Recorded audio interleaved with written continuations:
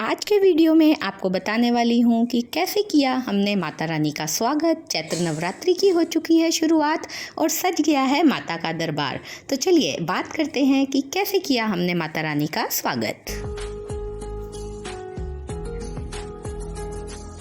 स्वागत है आप सबका योगिता डिवाइन भक्ति पर।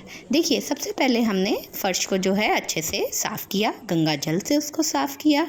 उसके बाद हमने माता रानी का आसन लगाया। जब भी हम माता रानी का आसन लगाते हैं तो ध्यान रखें कि वो लाल रंग का कपड़ा ज़रूर बिछाएं, क्योंकि माता रानी को यह बहुत प्रिय है। हमने कोशिश की है कि लाल चुनरी जो है वो हम अच्छे से लगा सकें। उसके बाद हमने स्थापना करी है गणेश जी की और लक्ष्मी माता की।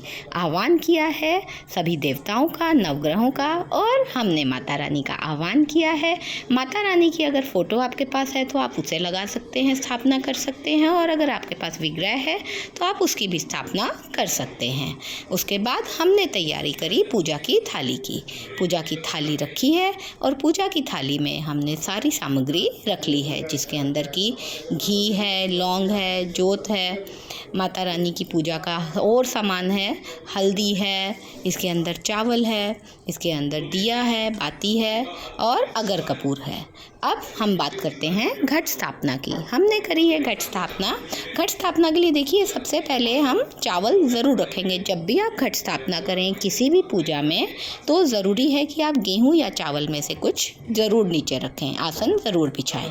और उसके बाद मैंने जो लिया है वो लिया है कांसे का लोटा। आप मिट्टी का भी ले सकते हैं, कांसे का भी ले सकते हैं, तांबे का भी ले सकते हैं, किसी भी धातु का ले सकते हैं।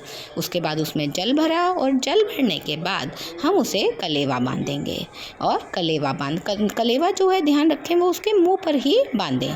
कलेवा बांधने के बाद हमने स्वास्तिक बनाया। स्वास्तिक जो है वो आप अष्टगंध हल्दी से ही बनाएं जब आप नवरात्रि का पूजन करते हैं। स्वास्तिक बनाने के बाद जो आप थोड़ी सी चीनी ले लेंगे, थोड़े से चावल लेंगे और उसे आप इस कलश में ज़रूर डालेंगे और माता रानी का आह्वान करेंगे, क्योंकि ये जो कलश है वो माता रानी का ही स्वरूप है। इसके बाद आम के पत्ते लिए हैं, जो आपको 5 लेने हैं। अगर आम के पत्ते आपके पास नहीं हैं तो आप अशोक के पत्ते भी ले सकते हैं। और उसके बाद हमने नारियल की स्थापना कर दी है कलश के ऊपर। अब ये जो स्थापना हो गई है ये 9 दिन तक ऐसे ही रहने वाली है। ध्यान रखें कि जो कलश है वो अपने स्थान से 9 दिनों तक नहीं हिलाना है। इसी तरीके से ये पूजा होगी। अब इसके बाद हम करेंगे जौ को उगाएंगे। जौ के लिए हम मिट्टी का बर्तन लेंगे और इस जौ को कुछ लोग जो है वो एक दिन पहले भिगो लेते हैं, तो आप उसे भिगो भी सकते हैं और सीधा भी आप उसकी स्थापना कर सकते हैं शुद्ध मिट्टी में गंगा जल डाल के। इसके बाद जौ को हमने स्थापना कर दी है और देखिएगा बहुत अच्छे हरे हरे जौ निकलने वाले हैं, माता का आशीर्वाद मिलने वाला है। अब इसके बाद हमने हल्दी से माता को तिलक किया है। हल्दी चंदन से ही हम माता के सभी स्वरूपों का जो है वो स्वागत करेंगे, तिलक करेंगे, और गणेशा जी का, लक्ष्मी माता का, सरस्वती माता का, कलश का, सभी का हम पूजन करेंगे हल्दी और चंदन से।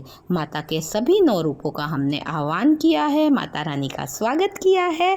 और अब इसके बाद हम लाल चुनरी माता पर ओढ़ाएंगे। माता को लाल चुनरी, केसरिया रंग, हल्दी ये बहुत बहुत पसंद है, तो आप माता रानी का स्वागत करें लाल चुनरी से, हल्दी से, चंदन से।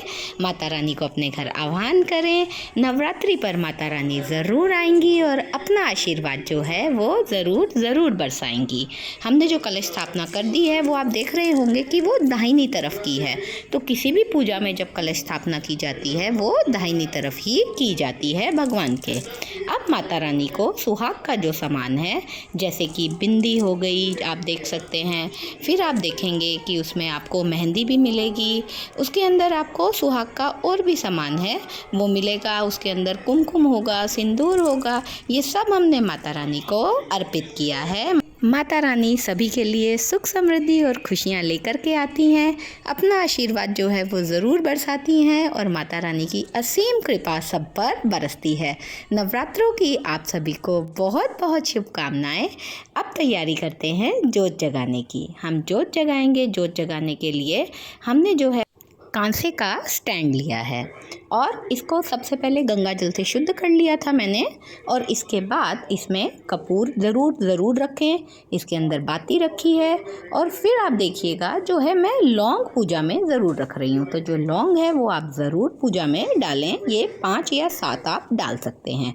और गाय का शुद्ध देसी घी जो है उसी से माता की जोत जगाएं।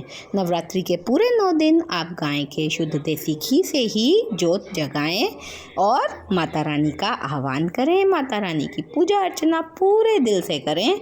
यह पूजा अर्चना की बहुत ही सरल विधि है जिससे कि आप माता रानी को कर सकते हैं प्रसन्न।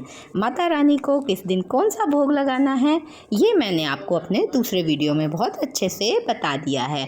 माता रानी को उनके 9 रूपों के अनुसार उनकी पसंद का भोग लगाना बिल्कुल ना भूलें और सुबह और शाम आरती करना बिल्कुल ना भूलें। आप जोत जगाएं। अगर आप अखंड जोत जगा रहे हैं तो बहुत अच्छी बात है, और अगर आप अखंड जोत नहीं जगा पा रहे हैं तो सुबह और शाम माता रानी के आगे हाथ जरूर जोड़ें, माता रानी की आरती ज़रूर करें, गणेश जी की आरती ज़रूर करें, लक्ष्मी माता, सरस्वती माता, इनका पूजन ज़रूर करें। आपके घर में सुख, समृद्धि, सौभाग्य ज़रूर आएगा।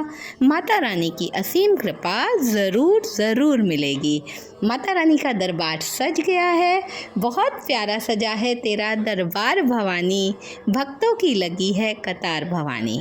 माता रानी से सुख समृद्धि का आशीर्वाद मांगते हुए कि माता रानी अपनी कृपा इसी तरीके से बनाए रखना, हर कष्ट, हर दुख हर लेना और अपना आशीर्वाद इसी तरह बनाए रख और अपनी भक्ति का आशीर्वाद इसी तरह देती रहना। और आप सबको माता का ये दरबार कैसा लगा ज़रूर बताइएगा। जय माता की।